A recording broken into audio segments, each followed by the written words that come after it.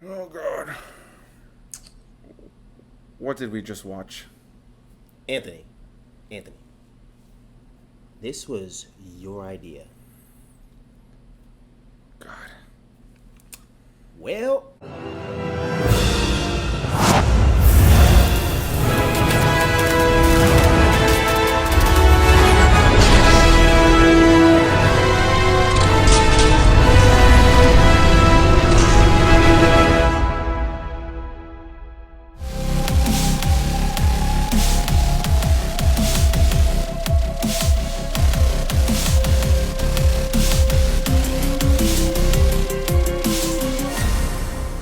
What's going on, everybody? Welcome back to another video, and in today's video I'm joined by the Big Rob Theory as we're going to be talking about A24's latest film, Lamb. So we're going to try to keep this incredibly short, straight to the point. There is not a lot to say about this movie. This is the latest. I mean, in a lot of ways there's a lot to say about this movie, but quite frankly, let's just keep it clear and straight. Rob, what were your thoughts on this movie before we even get into what this movie's about? Just sheer opinion. bad. Don't go see it. If you go see it, well, good luck. I would have to say, yeah, I didn't love this film. I wasn't really attached to what was happening, the characters, or anything that was really going on. I was more intrigued by the premise, which let's jump into really quickly. I have some notes here, and I just kind of want to breeze through this. This was the directorial debut for Valdimar Jóhannsson, and not somebody I'm familiar with in any shape or form. But yeah, this was their directorial debut, and obviously A24 released this film. The writer was Sajan. Some of these names are going to be hard to pronounce, but one of the writers is Sajan, who also wrote alongside Valdimar Jóhannsson. Yeah, you know, in terms of direction of this film, I think where I can really praise this movie, and we were talking about it on the way here, performances, top notch. The cinematography is pretty straightforward. They're going for that, you know, higher budget indie kind of feel. There's not really a lot of movement to the camera, but the shots that they do capture in the film are pretty cinematic. It's a good looking film. Costume design, the location that they chose to film in. On a technical level, this film is practically flawless. But the story and what kind of happens in this film just left me feeling empty. This is one of those films that for me just kind of leaves you feeling like, why was this even a film? You have this ridiculous, crazy premise, and without a doubt, this is the most bizarre film I've seen this year.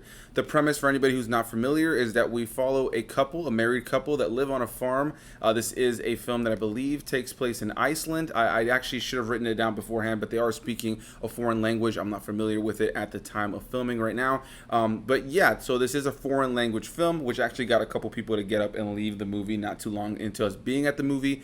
5 minutes. Yeah, literally like 5-6 minutes in, they just saw that people were speaking a different language and they just left. I guess it wasn't American enough for them. Hey. Anyway, so pretty much what I can say about this movie. Let's talk about the actors. Two main actors in this film, the husband and wife, Noomi Rapace. Don't know how to pronounce her name, but she's the one from Prometheus. So that's where at least I know her best from. And then the actor who played the husband in this film, I'm just going to butcher his name, Hilmir Snær Guonason. Wow, terrible. And then we have one other character that shows up in here who plays the brother character to the husband, which is Bjorn Hilmir Haraldsson. I mean, obviously, I'm butchering these names, so you can tell these are obviously people from not America, so their names are definitely not something I'm super familiar with in terms of pronunciation. But yeah, I recognized all these actors are people that I've seen in different things before, and I think they all give a great performance here. But what is this movie all about? Well, like I said, it focuses on this couple that, you know, lives on this farm together and takes care of sheep, lamb, goats, all that stuff. And yeah, one day, one of their sheep ends up giving birth to a little lamb, and it has a deformity. We'll say that. It has a special case. This lamb comes out very unique and different. If you have not seen the marketing, if you have not seen the posters, I'll leave it at that. You can kind of make assumptions from the trailer, but they keep it pretty mysterious, and this film for a long time keeps it mysterious as well. Similar to a lot of other A24 films, this film is shrouded in mystery and very much going for that artsy-fartsy feel and vibe. There have been plenty of films within the A24 world that I have really been a fan of, Hereditary probably being my favorite of the bunch. With that said, yeah, this movie has no rewatchability for me, and man, I mean, dude, we went to go see the movie, expecting an A24, just uneasy, strange film. But ultimately, what we received was this film with a really bizarre premise, a really bizarre idea and concept, with great acting and all the great technical elements around it. But what even happened in this film? Okay, so I'm sorry. I don't mean to cut you, sir. Just give me one Don't. moment. I've been talking this whole time. This Go, is going to be please. very quick. I'm going to try to make this quick, but I need to say this. What in the Sam Hill flying flickery fuck did we watch? Honestly and truly, I can't tell you. I really can't. I've been trying to really think on the way home. How am I going to... what am I actually going to say besides it's bad? Because, yes, as funny as that is, it was bad. I'm sorry. When I say bad, I mean story-wise, wrapping up things, loose ends. I mean, to be honest with you, the first and second act were kind of irrelevant, to be real, without giving anything away. I mean, would you not agree? It's tough because they set up this premise around this lamb that this couple is taking care of. They set up all that, but a lot of this film, when you go see a film and it just feels uneventful, a film that I have to kind of make kind of a similarity comparison to for me with this one would be another A24 film called It Comes at Night. Just a really interesting premise, some world building that's happening there, really great performances, great cinematography, just the look, feel, and vibe of the film is great. But then ultimately the film is rather uneventful, and that's kind of how I felt about this, is you have this, deformed lamb creature that, I'm not going to lie, we were talking about it, I don't want to get too deep into it, but this lamb creature was probably the best part of the movie, I mean, at least you would hope so, and was actually quite cute at times. It's unsettling at first, but it actually becomes quite cute, and by the end of the movie I was actually quite attached to this lamb creature. But in terms of the story that plays out around these characters, what's happening, it just felt like a lot of it felt irrelevant, and by the time the movie was over, it's one of those movies that has an ending that makes you think, what in the hell? What just happened? We literally just could not fathom why there were certain things that happened and we just could not get closure to, and there were a lot of things that just didn't tie into what was going on. Like, certain things popped up, you know what I mean? Certain things popped up and we're like, oh, cool, but how, why, and where, and what's and this what's film, the deal here? We should also say, like we just saw before we got here, as of filming this film has a 90% on Rotten Tomatoes. I don't know why. With critics. I like to think that I'm typically in line with a lot of critics in the way that they think and the way that they approach a film. Every here and there, though, like I think we all do as film fans, anybody who's watching this, there's been no doubt a million times that you have loved a film that critics have hated, or vice versa. And yeah, this is one that I have to say I'm on the complete opposite end of the critics. Again, performances, stellar. The look, the feel, the vibe, the camera work, the shots, the location. I mean, all of that was stellar. But for you to really care about a movie, for there to be that rewatchability, for there to be anything to really cling on to, you need characters, a story, something to really cling on to. And by the end of this movie, I can genuinely say I didn't care about anything that was happening. And then the end just introduces something brand new to the film for the first time in the last 15, 20 minutes of the film. And it just leaves you kind of like, what? And so the movie ends, and it's not even like one of those, oh my god, like it's not one of those endings that lets you ponder. It's not like an Inception ending that leaves you and the other person maybe thinking that the ending was something different to them. It was just one of those endings that genuinely made you say, what? And I'm gonna look up some explanation videos or something as the days go on, as people start to watch this movie, as it gets a bigger audience. Maybe somebody will be able to tap into something that we weren't able to tap into. Maybe. But as the movie is in and of itself, I was impressed with the technical elements of how this film was put together, the performances, and just the fact that they went ballsy with this over-the-top, very bizarre concept. But narratively, it just was not there for me. I didn't care for the characters, I didn't care for the story, and I can't see myself ever watching this movie again. I know I probably talked a lot more than Rob, but I know that we were talking about whether or not he was going to do a video, and he said no, so I just figured, well, let me just ramble my thoughts and have him on here to tell you that he thought the movie was bad. And just one more thing, sorry, I don't want to cut you, bro. Please.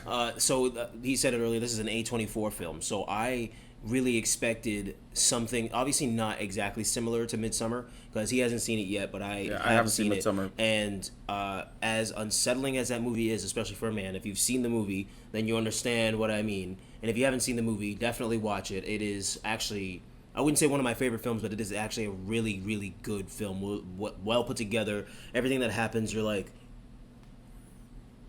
oh my god, it really made me feel uneasy watching it, but I still love the movie because the concept is just crazy and everything is just so well done, from the acting and the way how they just incorporate the certain events that take place in the movie to make you feel uncomfortable, especially with the artsy aspect of it coupled into the events that happened. In this movie, there's no events that happen. There's just artsy fartsy crap, and which is great. But who's uncomfortable here? Not me, not him. Yeah, we were looking not online, Amy, and nobody, some people not his were, mom. We're not uncomfortable. Yeah, we were looking online, and people were calling this a cerebral horror film.